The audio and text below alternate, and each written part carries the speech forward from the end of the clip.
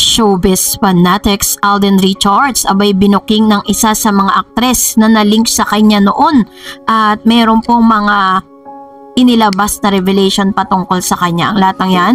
But before that, if you haven't subscribed yet to my YouTube channel, please don't forget to like, share, and subscribe at i-hit mo na rin ang notification bell for more showbiz updates. Bago tayo magpatuloy sa ating updates for today's video, of course, nais ko po muna magpasalamat sa lahat ng mga legit viewers, subscribers at ang lahat ng mga legit na nagmamahal at sumusubaybay sa mga videos po natin. Maraming salamat po. And for today's video, ito na pag-usapan natin dahil alam po natin na napakarami na po na na-achieve itong si Alden Richards bilang isa sa mga magagaling na aktor na tinaguri ang multimedia star ng Philippine showbiz. And this time, hinangaan nga ang isang Alden Richards at na-aspire being a director. Alden Richards on directorial debut, how to use tech in filmmaking. So, na-interview kasi si Mr. Alden Richards with regards to this at ang dami po talagang na-inspire sa kanya. Alden Richards has already finished his directorial feature starring Heaven Peralejo, praising his lead star for his brilliance in the film that is set to be released on streaming platform this year. Working with Heaven is magaan. She's brilliant. She knows what she wants. She's very good listener. I think that's one of the key factors of brilliant actor. You listen to your director, to your co-star, and Heaven has said that. The actor too, an exclusive interview at his meet and greet held in Vivo Concept Store in SM Mega Mall. Kasi kamakailan lang ay nagkaroon po siya ng meet and greet dun sa kanyang product endorsement na ginagawa at natanong nga siya doon. Alden is looking forward to working with the actress after working with her in the movie with the working title Out of Order produced by Ander Biba. The bedimpled actor also shared a little about his directorial debut and how technology has helped him finish his first film. A good quality camera, the aspiring director said, makes any look better.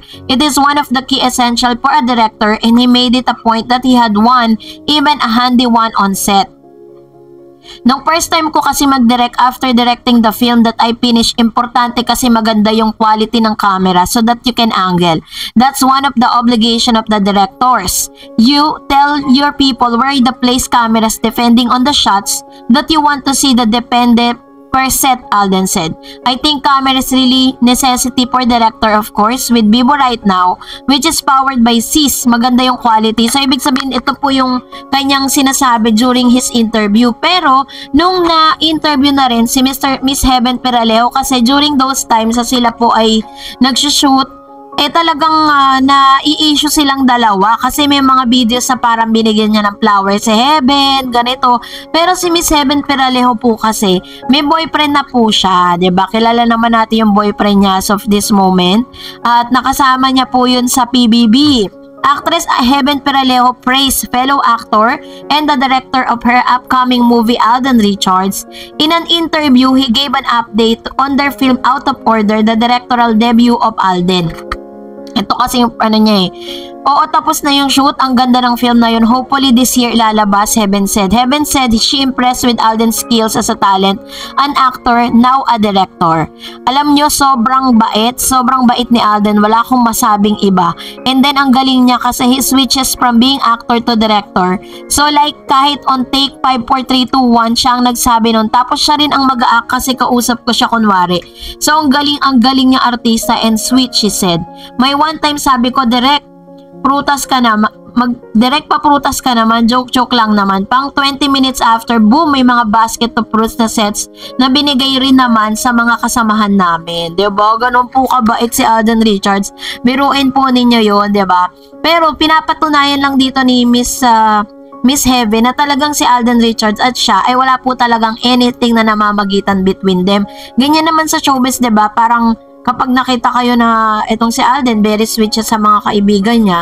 Pero syempre, iba pa rin yung pagtingin niya at talagang paghanga niya dito kay Miss Catherine. Sabi nga ng ilan, dahil magaling na director to, posible din na kapag hindi sila dinirect nung director ng HLG, pwede po siyang mag-direct nito kasi kumbaga meron na siyang background for directing, di ba? So hindi na tayo mangangamba pa or magta-twice thinking kung matutuloy ba yan or hindi dahil po sa mga lumalabas sa balita tungkol po kay Direk Cathy Garcia Sampana.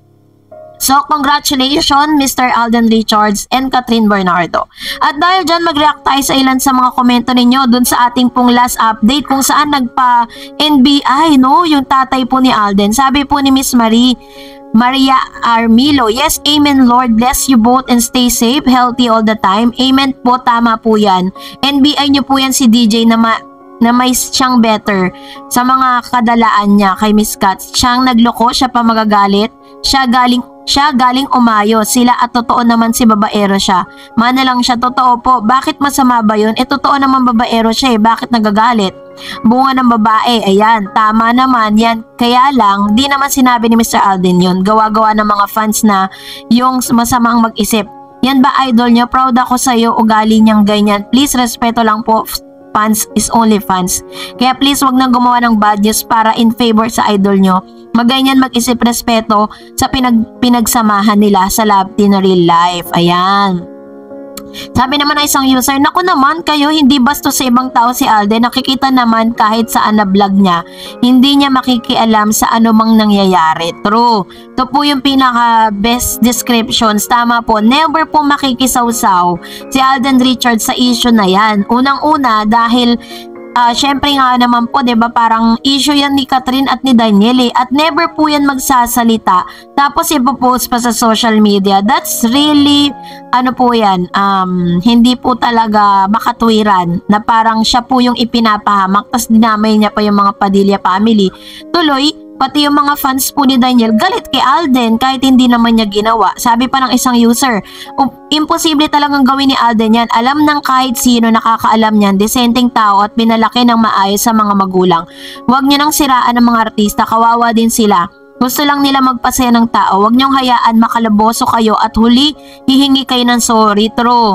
Diba? Marami kasi parang yun po kasi yung way ng ilang mga naglalabas sa mga ganyang fake news na para po talaga mapag-usapan sila. Hindi nila alam yung kapahamakan na pwede nilang kasadlakan. Sabi naman ni Celeste, never naman nag-comment si Alden sa kahit anong issue, kahit noon pa na wala sila ni Catherine.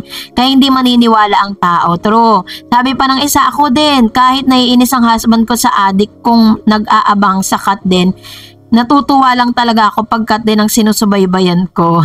Nakakatuwa naman, very supportive husband, 'di ba? Kahit naiinis sila, pero yun lang talaga yung happy feel ni Ma'am Nelda, 'di ba? Wag na natin siyang wag na natin, sana supportahan na lang siya ng husband niya.